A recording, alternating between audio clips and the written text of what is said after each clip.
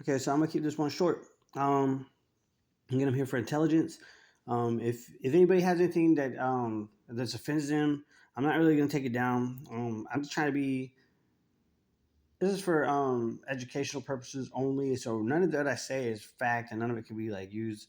It's just for intelligence. But I'm gonna address right here a possible thing going on in the future if nobody's seen it for any intelligence that comes along. According to Sanhedrin law, a false prophet is someone who claims to receive messages from God that contradicts the Torah, or who speaks on God's behalf while not truly being divinely inspired, and is punishable by death if found guilty by the Sanhedrin court. Okay, so that's what that is. That's what a false prophet is. There's a lot of Christians saying like they're false prophets and this is false prophet, but let's be honest. Where did false prophets start from? A false prophet started from apparently the Sanhedrin, or they were there before, but the Sanhedrin clarified what they believe is a false prophet. And you see all these Christians running around to Israel. They're like, "Oh man, we can't wait to the third temple and all that stuff." And then okay, so, which goes back to this. In 333 BC, Alexander the Great defeated the Persians on the battlefield of Issus, bringing Greek influence to the Palestine. During this time, a council of elders known as the Gorisha, ex-listed under ex-listed under Persian and Syrian rule. Some scholars believe the Gorisha was a precursor to the Great Sanhedrin. Um, and I've even heard like if you go and you can read it and you can find it, this Grisha is even Spartan. It's I don't know how the Spartans get involved with except for the fact that they were whooping on the Persians for a while. And I guess I'm not sure when this happened, but what's interesting is like the 333 is the greater Sanhedrin. So the legal system coincides within this 333. That's when they were the greatness of the Sanhedrin. Now they're back in Israel.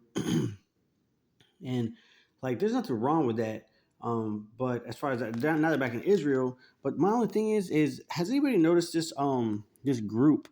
It was very confusing at first. It's called Temple of Blood, TEMPLEOVBLOOD. Okay, if you look, what is this? It says false prophet, and all their symbols are looking like neo Nazis, and they're very blank and they're very like straightforward of what they're doing, and there's nothing wrong with what they're doing. But is there any way that this false prophet could be set up for a future to kill Christianity or even Hinduism or Buddhism or anything that they get their hands involved in, even Islam, because they are involved with all these religions. And if you look at their other stuff, it's Libra 333. Has anybody put the three together? Like, are they going to merge under some kind of weird banner in the future to do what this is? The legal 186 legal. This is the International Courts of Justice. This has to do with something going on with the Sanhedrin, I guess. The 186 legal consequences arising from the policies and practices of Israel and occupied Palestine territory. Now, if you look at Palestine territory, they have Palestine territories with everywhere. Everywhere in the world, there's Palestinian territories, including East Jerusalem. Legal consequences arising from the policies and practices of Israel and occupied Palestine territory. And this has to go. This goes back to the Sanhedrin, I believe. I could be wrong, but just like, are these people? Just I'm gonna keep it short, but are these people like setting up death camps for other religions? And do they have connections to the Sanhedrin so that the legal system under Palestinian rule or any other rule, like you just wouldn't see it coming? Like they would issue the domicile somewhere within Palestine. I'm not even blaming Palestinians. Somewhere with even like anywhere, even in like one of their temples, even in one of these temples, these wouldn't even have to go back to. These had connections to Sparta or to the Sanhedrin, which probably doesn't, and probably is a dumbass.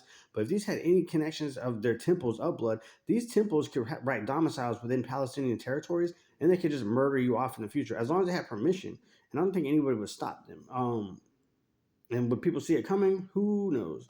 And now that sounds far fetched, but I'm talking like even 1,000 years from now. You had the TST taking over everything.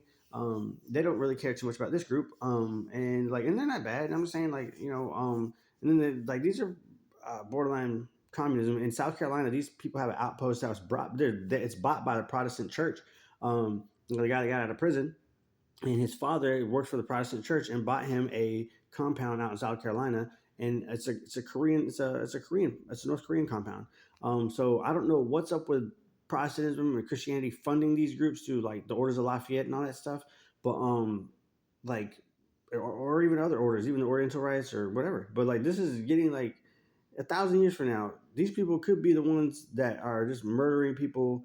They even started a Hindu temple. So if you claim to be divinely inspired, these people could go to their temple, they could put out a domicile in an area, send it back to the Sanhedrin, and then they have Persian roots, or they have Palestinian roots, or they have Spartan roots, and then they would just be murdering people, like just murder off people, and it's all fun and games until you really think about what's going on here, and then like you see, I might be a dumbass, but just think about it, just something to think about.